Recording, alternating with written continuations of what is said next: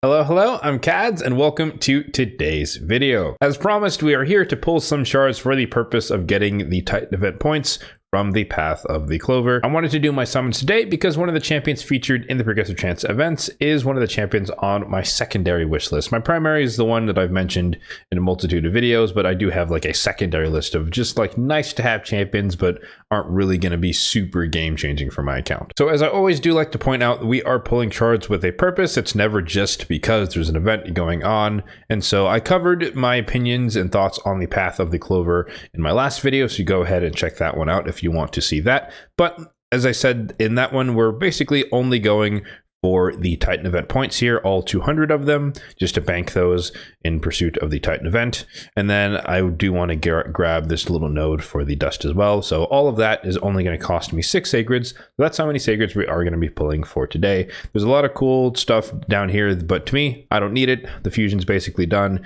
and I don't really care about the champion and or his soul. Hopping over into the portal, we can take a look at my current shard count. 644 on the ancients, 166 on the voids, 41 on the primals, and 52 on the sacreds, which we will be dipping into today. As far as mercy is concerned, we're actually in a good spot, believe it or not, being fully reset, and so most likely we're going to walk away with 6 epics.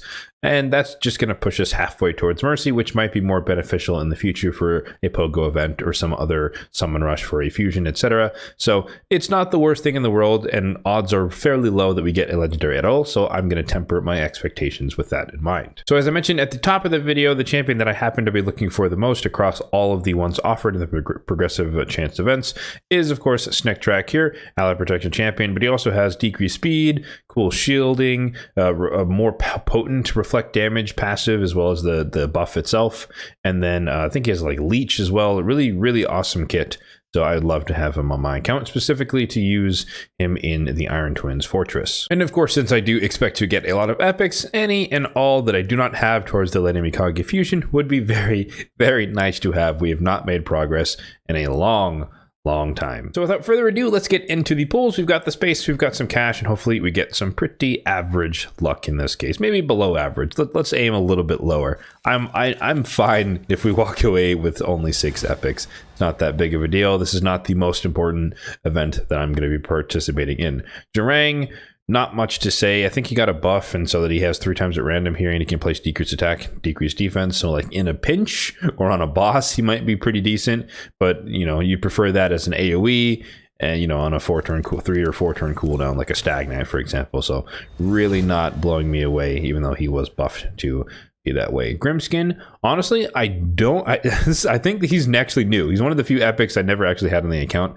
and I know like Ash swears by him as a pretty decent damage dealer, and I think he can be fairly useful in the Cursed City with this like AoE ability here.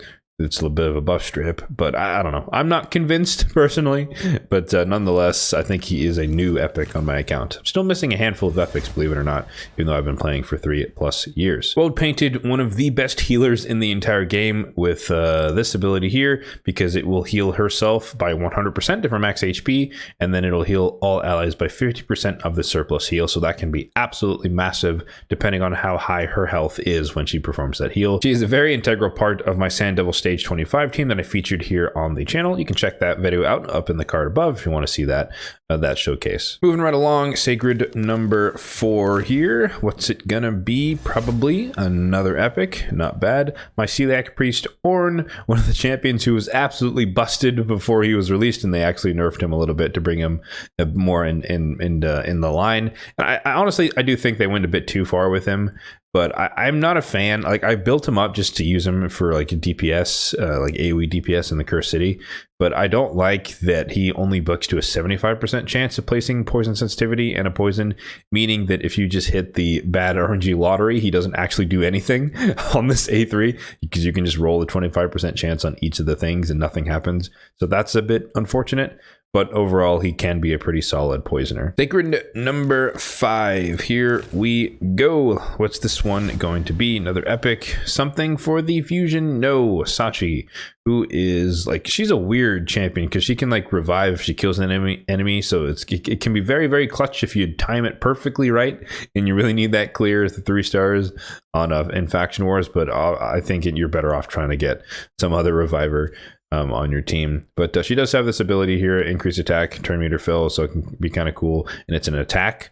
And so as long as she crits, she kind of gets that like gore grab, arbiter type ability. And then I think she has leech and decreased crit rate, but it's a single target, so not really amazing. AoE on the A1, so she is good in a stun set, on top of being able to potentially revive someone if they die, but she has to get a kill. So it's a bit finicky, but she can definitely work if you need her for that purpose. But obviously stun set works AoE on the A1.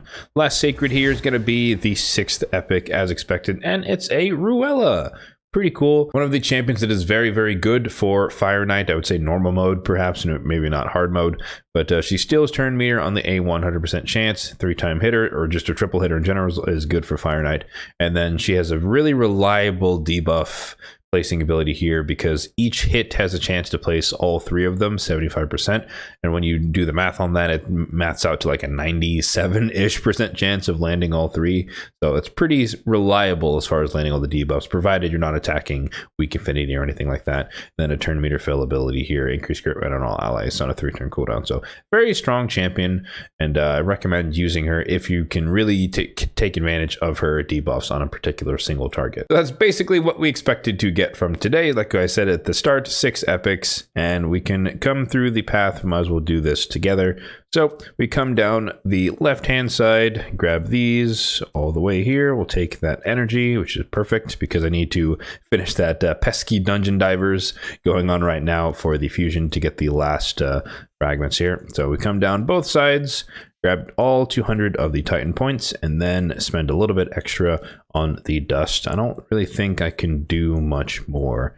Yeah, oh, I guess we can, might as well. 100k silver, woo. Oh man, we're rich. So yeah, so that's gonna do it for that Path of the Clover. 6 sacreds is all I wanted to do. And obviously we also get a good amount of credit here in the Titan event. So I'm going to save that energy for later because I don't need it just yet, but I did need that first bulk of energy because we do want to finish the dungeon divers. So we are well on our way towards the 5-star soul from the Titan event, and we are going to keep this video short and sweet. So let me know in the comment section down below which day you guys were planning to pull your shards and or open your soul stones for whatever you're pursuing in the Path of the Clover. And as always, if you did enjoy the video, then be sure to hit that like button down below and subscribe to the channel for more content just like this one in the future. Thanks for watching and have a good one.